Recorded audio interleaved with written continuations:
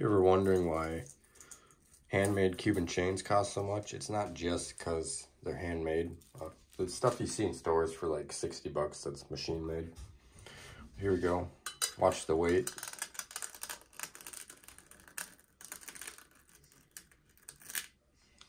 So that's 85 grams. To me, that's $85. You know, after spot, you're probably paying more like 80 cents a gram, but I just rounded up to $1. So that's $85 worth of silver.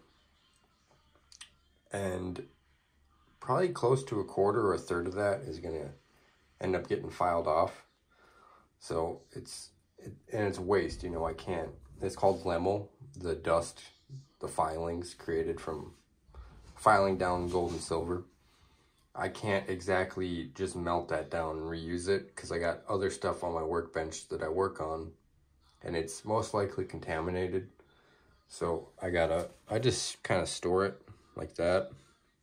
And then eventually I'll send it to a refinery. So I'm still out all that money from filing this down. That's one of the reasons why a Cuban costs so much, handmade anyways. There's a lot of waste created. Not only that, I got to use electricity for my pickle pot. I have to use electricity for lights. I have to use gas for soldering. I have to use shellac to hold this down to a wood board to file it. To get the nice angles, I got to use up abrasive papers. I got to use up polish mops and compound. There's really a lot that goes into it. So for my chains, say a 20-inch is going to be about 400 bucks. Realistically, you know, after shipping, and if I'm selling it online on an online platform, they have their own fees you have to pay. I'm really in the range of 20 to 40% profit. So it's not, I don't make as much as you would think if you just look at the cost of it. That goes with pretty much all jewelry. So, you know, if you're shopping around and you want to go with cheap jewelry, by all means go for it. You know, not everybody has the money. But when you're looking at expensive jewelry, just keep in mind these things. You know, somebody put a lot of time, effort, and money into making that. It may not seem like it. We all have our idea of how things are made. But when it comes to jewelry, hand making it, it's really a skill that takes years to perfect. And I haven't perfected everything yet. Chain making, I'm pretty good at making Cubans. I've had so many people tell me they look like they were made by a machine, perfection wise. The thing with the machine that differs from a handmade Cuban is the machine cannot get the links tight like that. That's kind of one factor that sets a Cuban chain aside from, say, a Figaro, which is otherwise known as like a 3+1 or a 4+1. Just a quick video. You know, I haven't been all that active lately, but I'm technically laid off from my day job now until spring. So I got more time to work on jewelry. I've been getting orders out as quick as I can.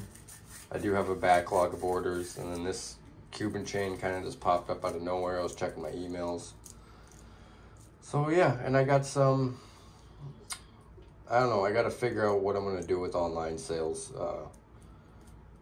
with everything the government's doing, and Etsy, I can't afford to give them 10% of the cut on expensive orders because they don't do anything.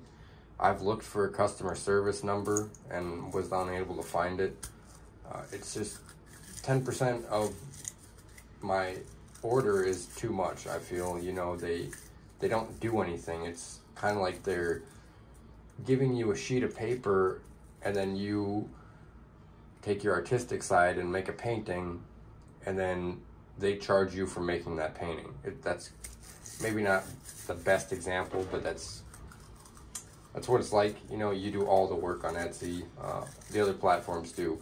You create the listing, you take the pictures, edit the pictures, you make what's in the pictures, you upload the pictures, you put a description, you have to title it in a way where people are going to find it from what they're searching. So you kind of have to think of what a buyer is going to search for.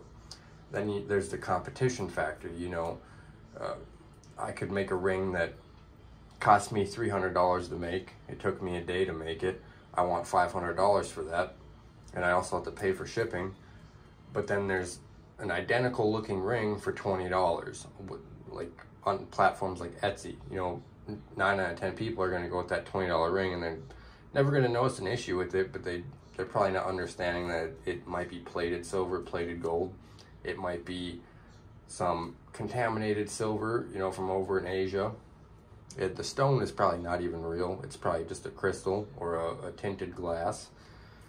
There's a lot of stuff that goes on in the jewelry industry, and you know, people, they like nice things for cheap. I don't blame them, but if you're shopping around, just keep in mind a quality piece is not going to be cheap. If it's cheap, there's two reasons: it's fake, it's made cheap, or the person selling it is undervaluing their work. That's all, guys. Have a good day. God bless you.